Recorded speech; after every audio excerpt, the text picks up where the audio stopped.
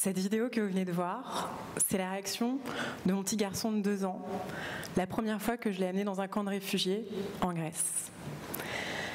Et comme vous pouvez le voir, sa réaction, ça a été d'aller à la rencontre de l'autre. Il n'en avait rien à faire de la couleur de leur peau, de leur religion, de leur nationalité.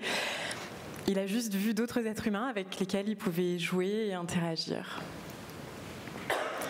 Et je trouve que c'est intéressant de comparer sa réaction à celle qu'on peut voir en Europe depuis quelques années, depuis qu'il y a ce qu'on appelle la crise migratoire. On a vu plutôt de la défiance, voire même de la haine. Alors la haine, c'est un sentiment intéressant parce que déjà c'est un sentiment humain. Les animaux ne haïssent pas. Les animaux chassent pour se nourrir, se défendre, mais pas de haine. Et en même temps, on voit bien que la haine, on n'est pas avec. Il suffit de regarder mon fils sur cette vidéo. Et pourtant, si on fait tous un petit travail d'introspection, on peut voir qu'on en a un petit peu en nous ou qu'on en a eu à des moments ou à d'autres.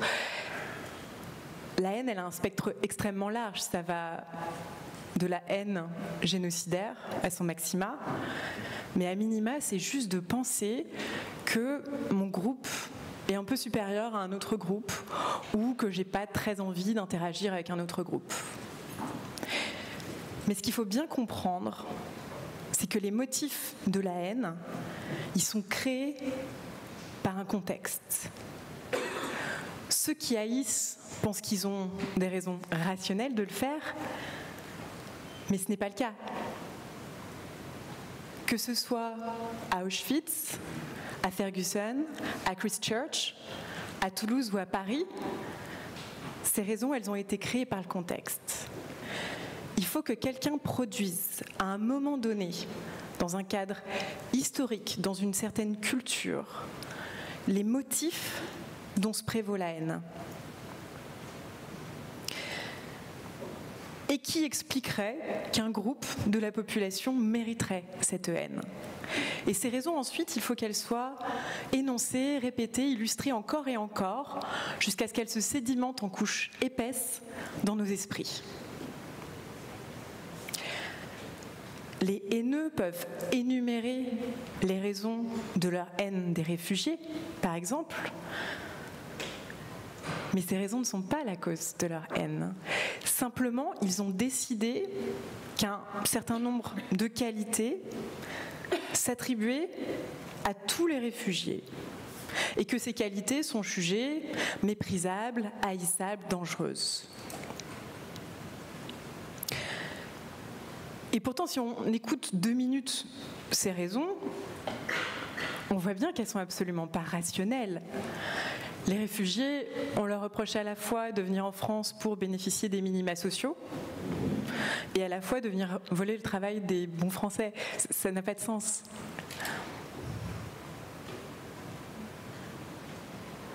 Et justement, c'est un des mécanismes clés de la haine, c'est la diminution de la place de la réalité. Regardez le traitement médiatique qui est fait des musulmans. Au mieux, ce sont des barbares incultes, au pire, des terroristes. Et pour les réfugiés, c'est pareil, on en parle toujours comme d'un groupe, comme si c'était homogène, sans jamais parler des individus. Et ce qu'il faut réaliser, c'est que, à partir du moment où on les regarde, où on nie à l'autre sa qualité de prochain, on se donne la possibilité de haïr ce groupe. C'est un processus de déshumanisation. On nie aux réfugiés leur qualité d'être humain, le fait qu'ils ont une histoire, qu'ils ont une expérience et qu'ils ont des qualités spécifiques. Et c'est la raison pour laquelle, il y a quelques années, avec mon associé, qui est un photographe portugais qui s'appelle José Farinha, on a lancé un projet qui s'appelle The Odyssey Project. Et donc ce qu'on fait, c'est qu'on va rencontrer des réfugiés en Europe et au Moyen-Orient, mais des réfugiés qui ont des histoires positives. Des gens qui sont entrepreneurs, comme Imad, qui est un grand chef syrien, des artistes, comme Olga, qui est professeure de danse, ou des bénévoles, comme Inam, qui est chairman d'une association en Suède et qui s'occupe d'un camp de réfugiés. On les interviewe, on les prend en photo, on raconte leurs histoires sur notre site internet et sur les réseaux sociaux. C'est pendant un des voyages que j'ai fait pour The Odyssey Project que j'ai rencontré ce qui, pour moi, restera l'image de la haine. C'est Mohamed qui m'a raconté son histoire. Mohamed, c'est un réfugié palestinien qui vit dans le camp de Haïda, à côté de Bethléem. Un jour, alors qu'il travaillait dans une association, il est directeur de l'unité média parce qu'il est journaliste et photoreporter, il a entendu des militaires israéliens passer devant les locaux de l'association, rentrer dans le camp de Haïda, et au bout de quelques heures en ressortir et y tirer des coups de feu. Et donc Mohamed a fait son travail, c'est-à-dire qu'il est sorti sur le balcon de l'association, il a pris des photos, parce qu'il devait documenter cet événement. Et au bout d'un moment, un militaire a tiré dans sa direction. C'était une mise en garde. Et sagement, il a décidé de rentrer à l'intérieur de l'immeuble. Il s'est juste penché pour refermer la porte coulissante. Et à ce moment-là, un des militaires lui a tiré une balle dans sa pommette droite. Vous pouvez le voir sur la photo, on voit bien la cicatrice.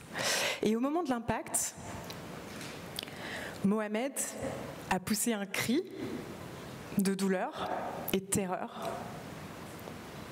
Et à ce moment-là, les 5 militaires ont ri.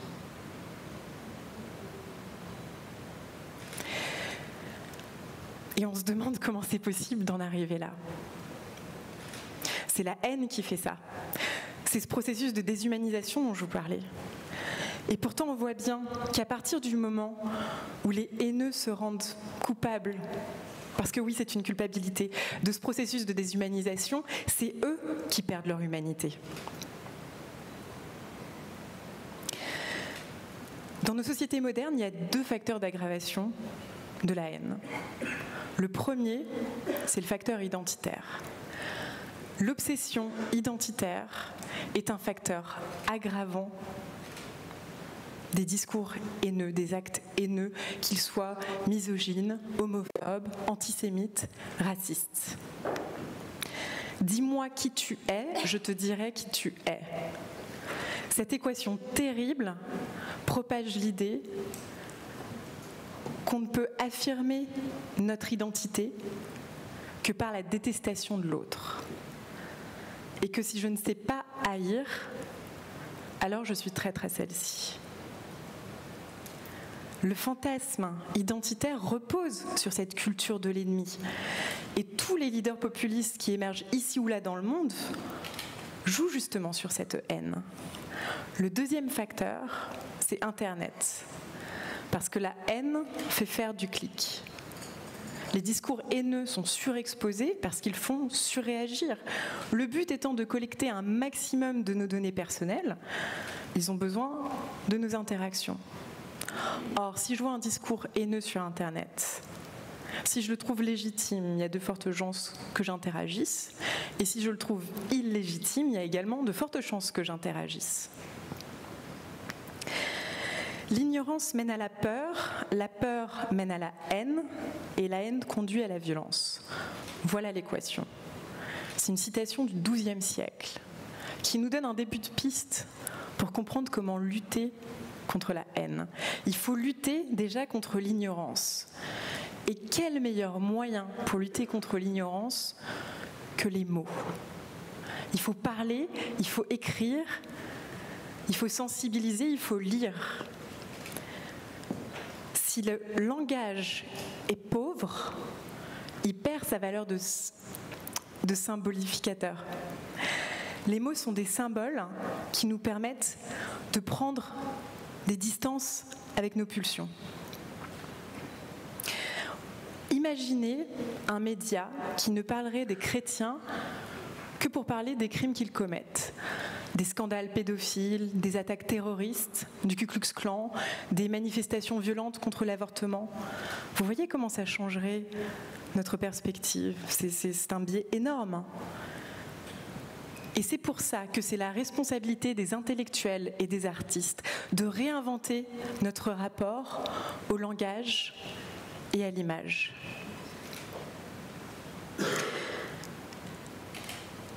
Il faut raconter les histoires des individus. Et c'est exactement ce qu'on fait avec The Odyssey Project. Et d'ailleurs, à cette occasion, j'ai rencontré des militants contre la haine formidables. Que ce soit des militants pacifistes, palestiniens, qui promeuvent la solution à un État, ou bien que ce soit cette association au Liban qui s'appelle Souk Al-Tayeb et qui utilise la cuisine pour faire se rencontrer les communautés. Il faut savoir que le Liban, c'est un pays extrêmement communautariste, où il y a des tensions dans certaines régions qui sont énormes. Ils ont réussi à faire cuisiner ensemble une femme dont le mari avait été assassiné par le mari d'une autre femme. Vous voyez ce qu'on peut faire avec de la cuisine? C'est parce que ces deux personnes se sont rencontrées. C'est incroyable ce qu'on peut faire. Et il y a également des initiatives fabuleuses en France. Action Emploi Réfugiés, Singa, ce que fait le maire de Grande-Synthe depuis des années sans aucun soutien gouvernemental. Ce qui se passe également à la frontière italo-française, dans les Alpes. Il y a des gens qui font des choses incroyables. Cédric Héroux en tête, malgré le harcèlement judiciaire dont il est la victime. Il y a également ce village dans la Creuse où il y a 200 personnes qui se sont opposées à la déportation d'un Soudanais de 21 ans. Et suite à ça, il a obtenu le droit d'asile de la préfecture.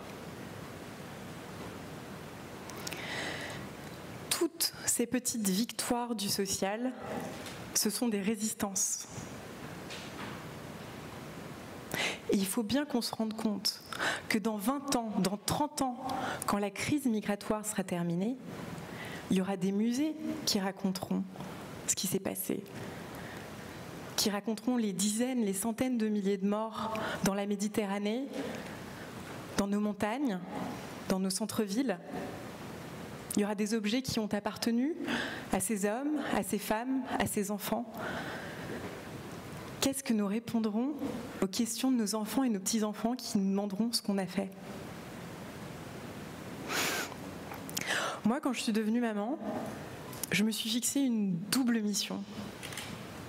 La première, c'était de faire de mon fils un être humain décent. Parce que c'est important, la décence. La deuxième, c'est de lui apprendre le bonheur. Alors, je ne suis pas particulièrement douée, mais j'ai compris 2-3 trucs quand même. Et une de ces choses, c'est que si on est haineux, on ne peut pas être heureux. C'est antinomique, on ne peut pas être serein quand on est haineux. Et la haine, on en a tous des petites graines en nous. Et on peut choisir de les cultiver, ou au contraire de les abandonner. Et je vous propose 2 solutions pour ça.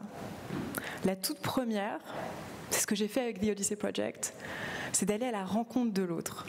Parce que quand l'autre nous raconte son histoire, quand on découvre ses peurs et ses rêves, on ne peut pas le détester. C'est un miroir. C'est la grande histoire de l'humanité. La deuxième solution que je vous propose, c'est une technique de méditation qui s'appelle Metta Bhavana. Je vais vous demander de fermer vos yeux, tous, de vous concentrer sur votre respiration, d'inspirer calmement par le nez d'expirer lentement par le nez. Et une fois que le bruit mental est calmé, d'essayer de sentir si vous avez une narine bouchée, si vous respirez mieux d'une narine ou de l'autre. De sentir le flux de la respiration juste au-dessus de votre lèvre supérieure.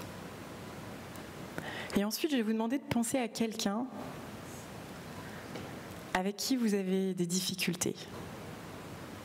Pensez à cette personne qui est difficile pour vous, qui peut-être vous a fait du tort. Essayez d'imaginer maintenant ce que ses amis aiment en cette personne. Essayez de penser à ses qualités. Elle en a évidemment. Maintenant, essayez de prendre un petit peu de recul sur la situation. Essayez de penser peut-être à vos propres erreurs dans cette relation. D'avoir un regard un peu plus juste. Maintenant, je vais vous demander d'essayer de lui souhaiter du bien, de lui souhaiter d'être heureuse. Et essayez d'étendre ce sentiment à tous les êtres vivants. C'était la meilleure chose que vous pouviez faire aujourd'hui pour vous-même et pour le monde. Vous avez cultivé en vous des graines de bienveillance et ça va permettre à tout le monde de vivre plus en harmonie. Merci beaucoup.